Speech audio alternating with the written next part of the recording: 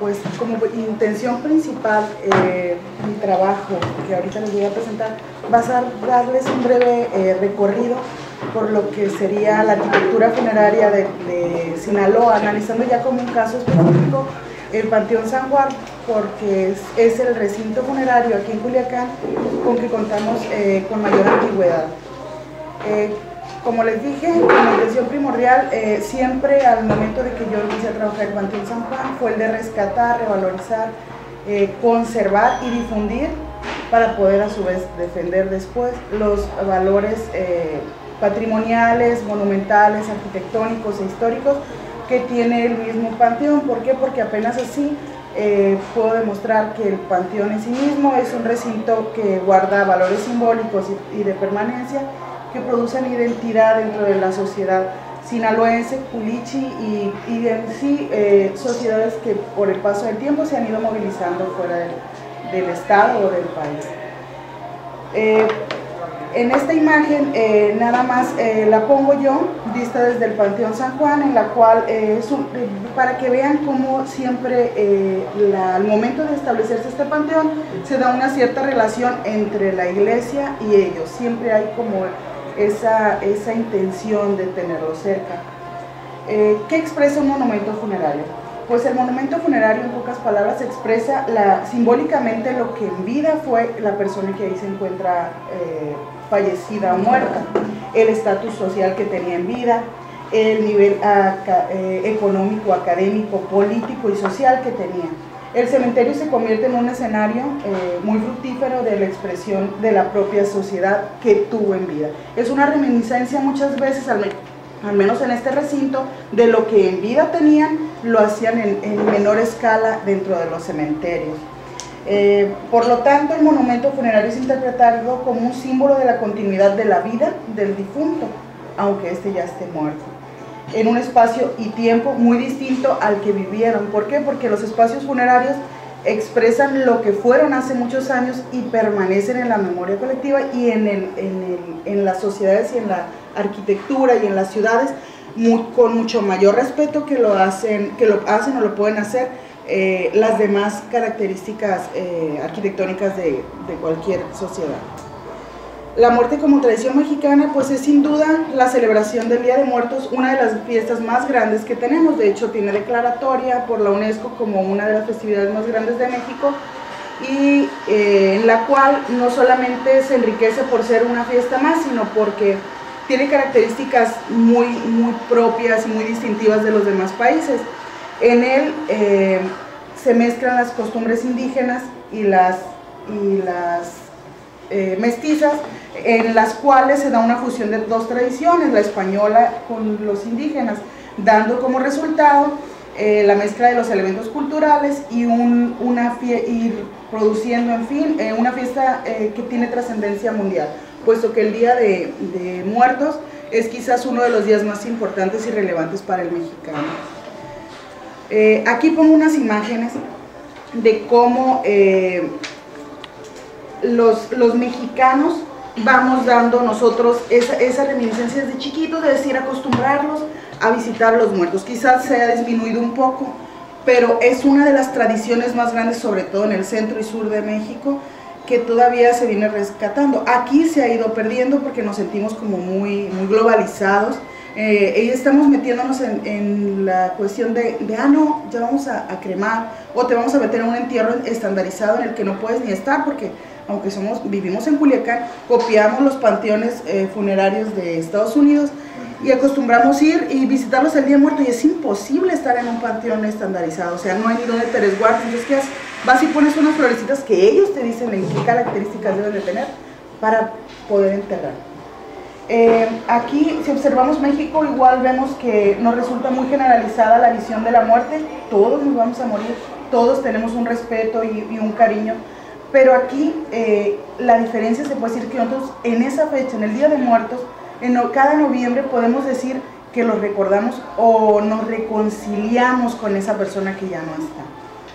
Y al festejado le ponemos guirnaldas, al menos aquí se dan más las coronas, flores, quizás de vez en cuando llevarle banda, ir y comer cacahuates. O sea, yo al menos relaciono, veo cacahuates y veo mandarinas y como que, ay, ya viene el Día de Muertos. O sea, es como algo muy visual que se vuelve. Entonces yo aquí traté de meter unas fotos en las cuales se veía eso.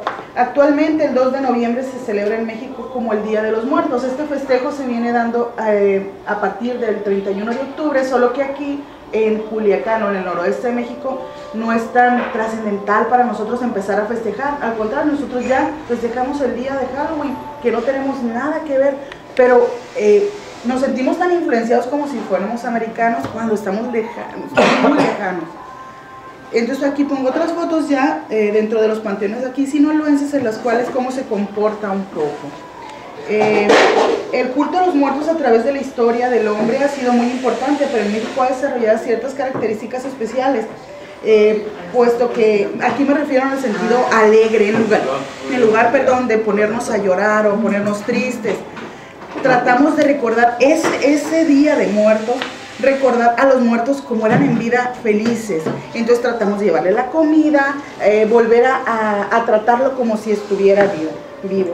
Entonces aquí podría decirse que quizás el Día de Muertos es uno de los festejos más grandes, a la par con el del Día de la Virgen de Guadalupe.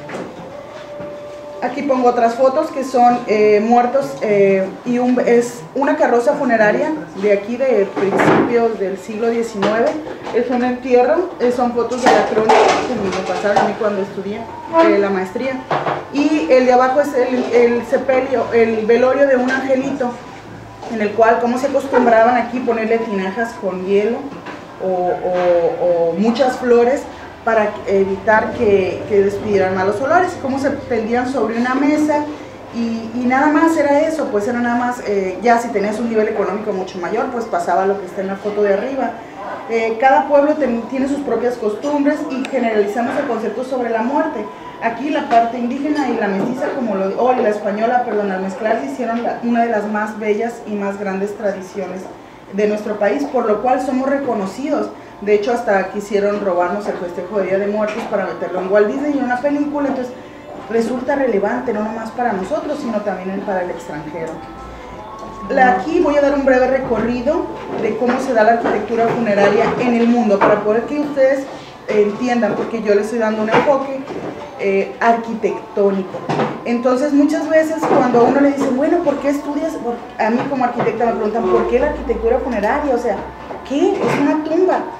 Y les digo, exactamente, o sea, no importa, no es nada importante, pero si hablo yo de arquitectura y hablo como arquitecta, las más grandes obras de arquitectura son dedicadas a los muertos. El Taj Mahal, las pirámides, Teotihuacán, Monte Albán, aquí en México, y en donde se paren las obras más relevantes del mundo antiguo y actual es arquitectura funeraria. Pongo unas breves imágenes. Como el arte funerario egipcio se da. Esa es una imagen con la definición de las mastabas, las cuales eran una pirámide truncada muy dentro de su basamenta, o sea, muy hasta abajo, y eran formas cuadrangulares, pero pongo una imagen de cómo aquí se hacían subterráneos. Nosotros ya no hacemos subterráneos, nosotros lo hacemos o sea, totalmente sobre el relieve de piso. La pirámide de Keops, que quizás son de las más relevantes, o sea, para que ustedes relacionen por qué la importancia de la arquitectura funeraria, las cuales eran unos simples bloques de piedra, una base cuadrangular y terminaban en un vértice en la parte de arriba. Después los hipogeos, los cuales son también en Egipto, pero son elementos en los cuales mezclan las formas animales con las pirámides y a la vez las humanas.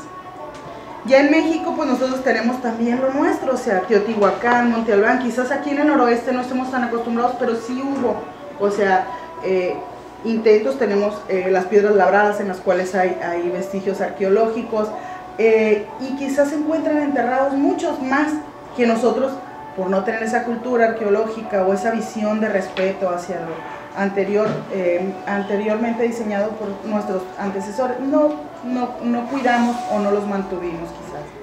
Ya en Sinaloa, dentro de todo el territorio sinaloense, Existe también desde Escuinapa hasta el fuerte, también tuvieron su principio y su iniciación dentro de la arquitectura funeraria. Estos espacios normalmente eran ocupados dentro de los recintos después de la llegada de los españoles. Lo que vieron primero fue, lo que son arquitectura arqueológica, se puede decir, y ya aquí yo me meto con la llegada de los españoles, los cuales vendrían siendo los panteones más relevantes dentro de la localidad sinaloense. Llegan aquí consigo los entierros, junto con la llegada de los españoles, y entre mayor economía o mayor influencia tenías, pues se daba el entierro alrededor del recinto eclesiástico. Después de secularizarse, se cambian los espacios y se movilizan a un lugar más abierto, con ventilación y una ubicación alejada del centro urbano que ellos consideraban. Aunque con el tiempo esa mancha urbana pues se fue comiendo y se quedan dentro del mismo centro histórico. Voy a dar igual un breve qué nos caracteriza o qué tenemos diferente. Pues aquí Sinaloa de Leyva, el panteón, en 1591 llegan los misioneros jesuitas a Sinaloa de Leyva. Es en 1635 cuando construyen la primera iglesia en la villa, la cual se construyó anexo al colegio jesuita, que fue un centro religioso y cultural en todo el noroeste. Ya en 1770 una gran inundación del río Sinaloa arrasa la villa y destruye esta iglesia, dejando solamente algunos vestigios que han sido ahorita trabajados arqueológicamente por el INAH. Este tipo de entierros corresponde a la antigua tradición de darle sepultura a los habitantes de acuerdo al estatus, ya fuera dentro o fuera del atrio de la misma iglesia. Después, aquí les puedo decir en esta imagen, pongo yo la planta arquitectónica, cómo se corresponde, pero no sé si alcancen a apreciar en esta parte de aquí. Si se fijan, los sinaloenses siempre hemos sido como rebeldones, o sea, aquí hay una tumba, ay, no me alcanza, en esta parte de aquí, no sé si alcanzan a apreciar, hay una tumba fuera del perímetro del panteón de Sinaloa de Leyva, que pudiera decir